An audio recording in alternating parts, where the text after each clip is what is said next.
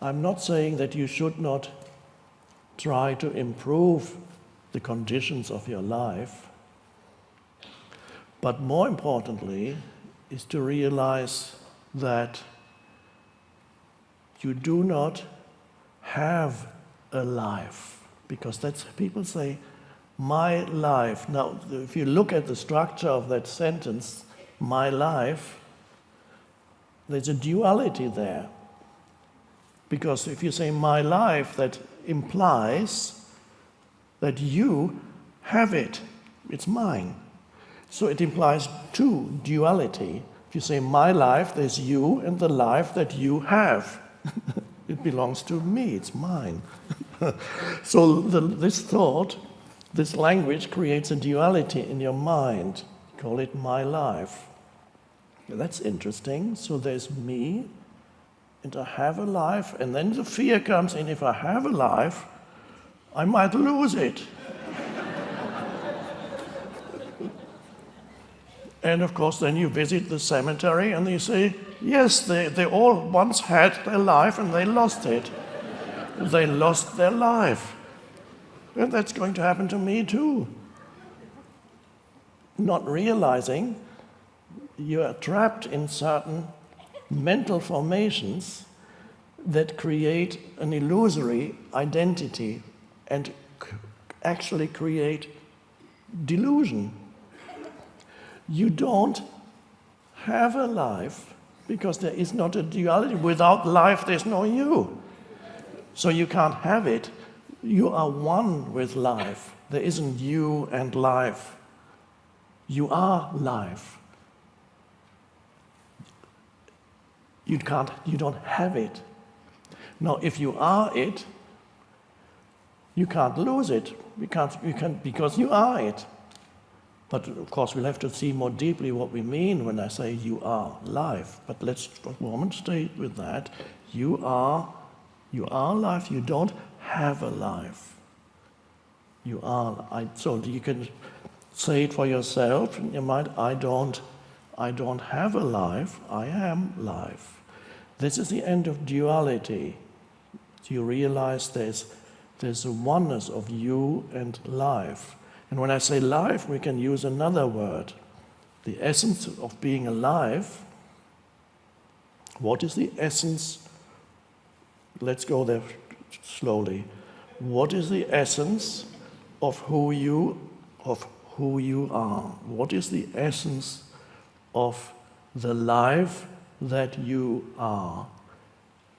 Okay, now normal humans, which means unawakened humans, say, well, the essence of my life is my, whatever they identify with in there. It's my possessions, what I have, what I know, my body, all those things that I identify with. That's the essence of who I am, is whatever I derive my identity from. It could be the physical body, or it could be my car, or my house, or my work, my function in society, or it could be friends that I have, things that I have attained. It could also be, these things are all in the mind also. Because when you let's say your sense of identity, which is you compare yourself to others all the time. This is you do when you're in your mind. You compare yourself to others. Let's say your body looks better than other people's body for a while. This too will pass. But for a while, you can get in there and then you become, this is my body. That also is a mental formation. So it's not so much you identify with the body, you identify the thought of my body. That's what you identify. You don't identify with your Ferrari, if you have one. It's the thought of my car, makes you superior to others who only have a little car, or your body makes you superior to others who have a puny and weak body. So you can display, for a few years, you display your body on the beach and feel good about yourself. And after a while, a day comes when you look in the mirror and say, what happened? There's something wrong with the mirror. In the past, the mirrors that people made were so much better than the mirrors now. So for a while you identify with this or that. That is quite normal. And so when I ask what is the essence of who you are, most people would tell you, well, this is who I am, this is what my identity is derived from this, and this bundle of things is who I am. It's not always positive, because I was just talking about having a body that looks better than other people's body. You could have a body that looks worse than other people's body. And so that serves too. You could either you look for something else that gives you an identity, like actually you're more intelligent than all these stupid beach bums. So you can say, look at these people, but you have so much more knowledge and intelligence, and you can look down on them. Or you can be more spiritual. So I can't afford a Ferrari, I'm on my bicycle, and you say, look at this materialistic person in the Ferrari. So you can still, or if that doesn't work, you can see how unfairly treated by life you have been, and how so much more miserable you are than most people. And you've really been a victim of circumstances. You've been a victim of your birth and of your parents did a dreadful job with you. Maybe if their parents had been more conscious, things could have worked out, but they weren't. So, but that also gives you a strong conceptual identity. So if you can't have a positive one, the negative ones can be just as strong, if not stronger. You can have a huge victim identity. It's a favorite thing. Sometimes in the collective, certain egoic things become fashionable for a while. Nowadays, the victim identity for certain groups of people are very fashionable, so people can feel, oh yes, we have all been victimized by those people, and of course there's some truth in it, in some cases.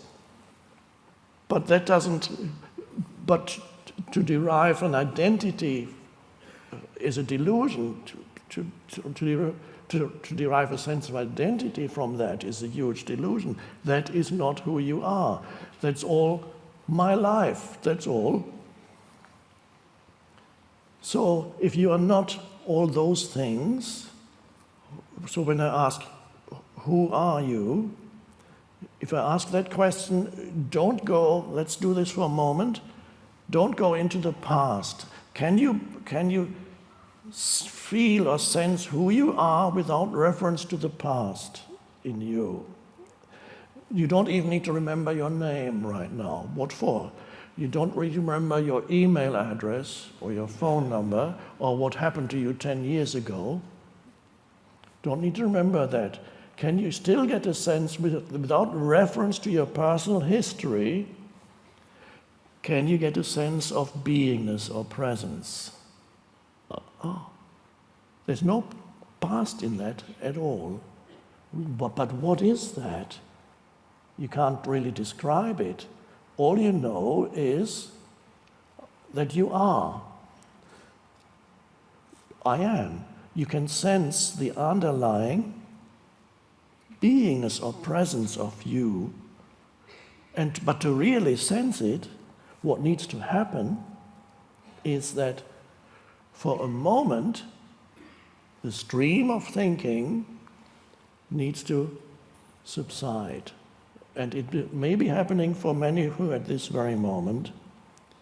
The stream of thinking that is normal for most people, that never stops except when they fall asleep, the stream of thinking for a moment subsides, and when I asked you whether you can sense yourself without reference to your personal history, what I was really talking about, what I was really asking was, can you get a sense of your presence without thought?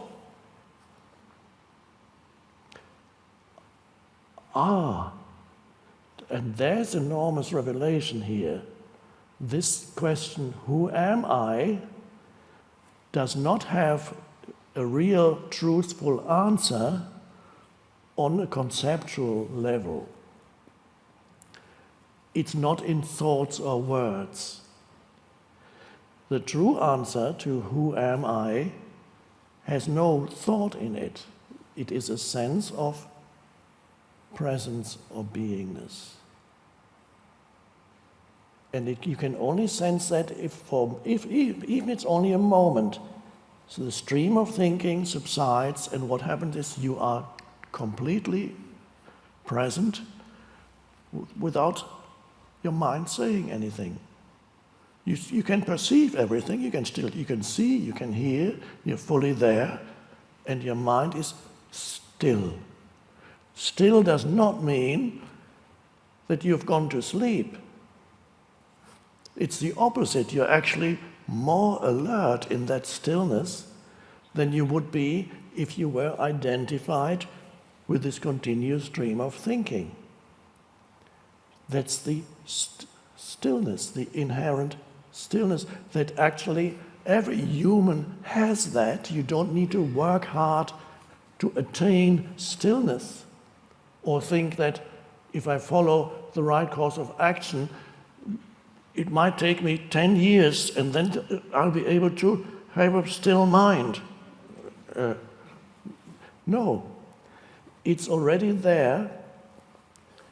And if you're not totally miserable and unhappy every moment of your life, that means, without perhaps you knowing it, anybody who is not extremely miserable all the time has a little bit of access, without even knowing it, to that stillness within. They don't know it. All they know is from time to time they feel a little bit good. They feel, They don't know, for 3 seconds they stopped thinking.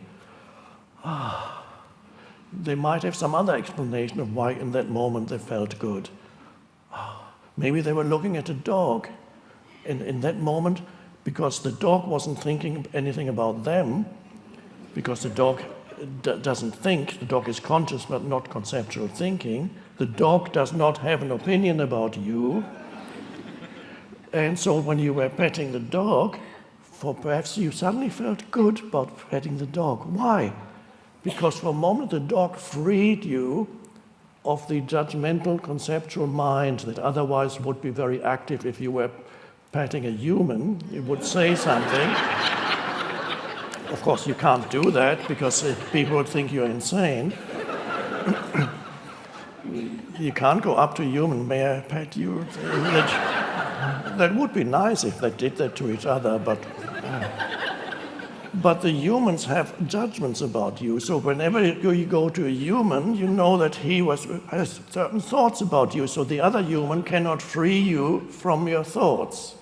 But the dog or the cat can, for a short moment, free you from your thoughts. And in that moment, it feels good. That's why people love their pets so deeply. There's a reason, a deeper reason why they love, because the pet frees them a little bit from their minds. And there are moments when you interact with your animal that you can experience brief moments of thoughtless awareness.